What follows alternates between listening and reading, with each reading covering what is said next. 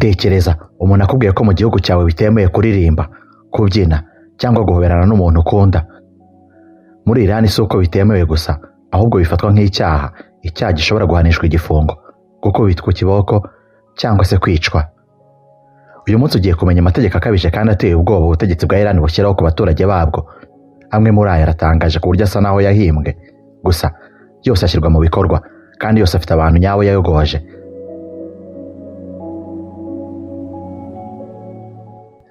Reka tuyatangire. Tekereza urimo uragenda mu muhanda, umuyaga ugahuha umusatsi wawe, hanyuma ugahagarikwa kubera ibyo ngibyo byonyine.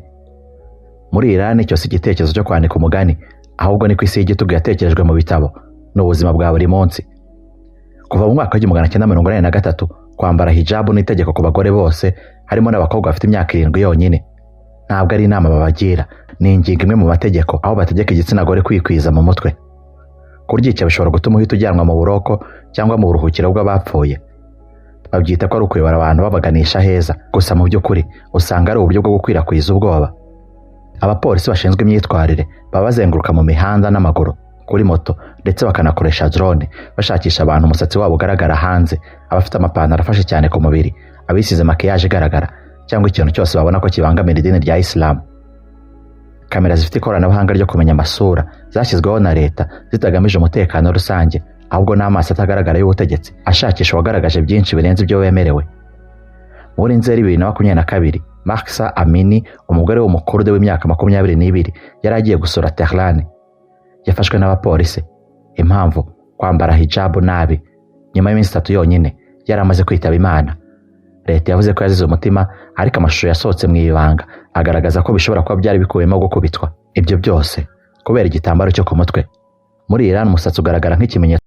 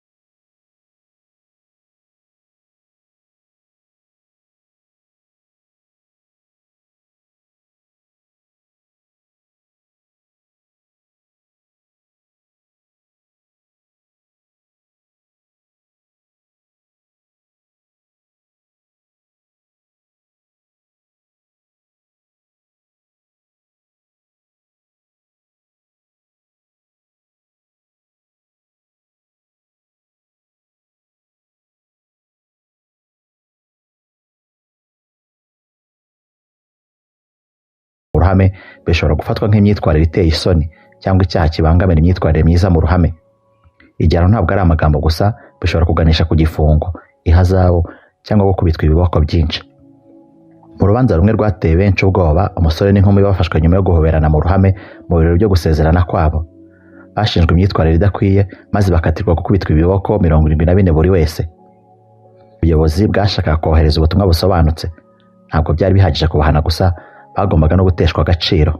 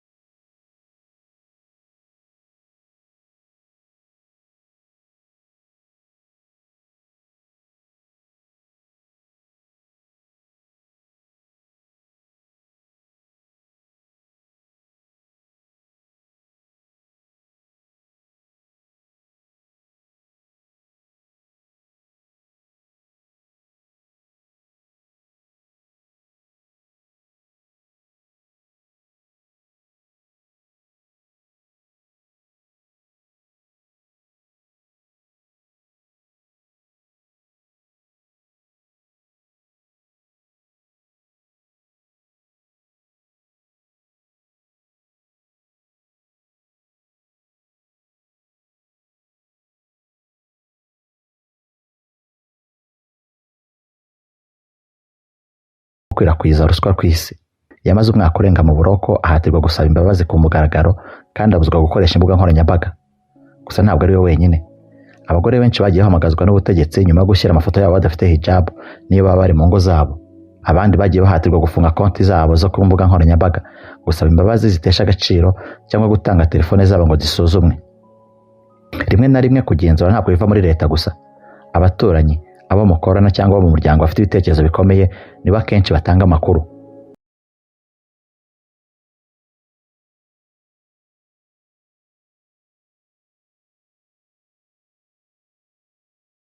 Umukobwa w'imyaka 9 abagikomeza kumenya uko isi imeze.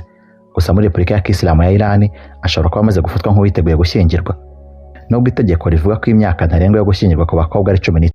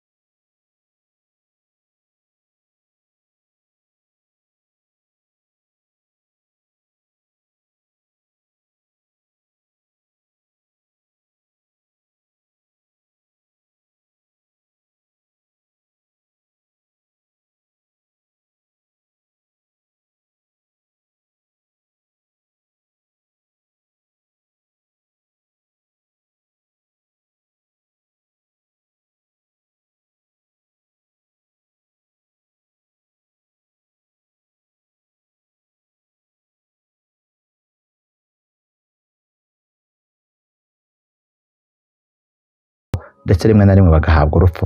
Nta mwanya uhari wo gutingana. Abatinganyi ntago abemera hariya. Ubutegetsi busobanura ko ibi ngibi ari icyaha cyo kwangiza isi.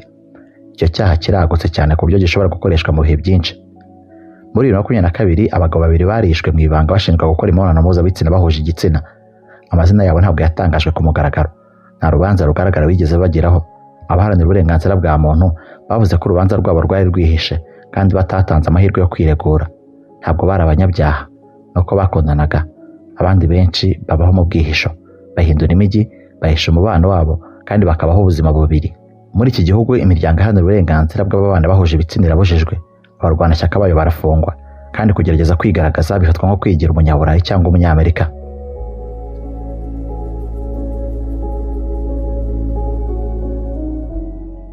Muri Iran idini ntabwo ari amahitamo y'umuntu ku giti cye, ni inshingano ya leta.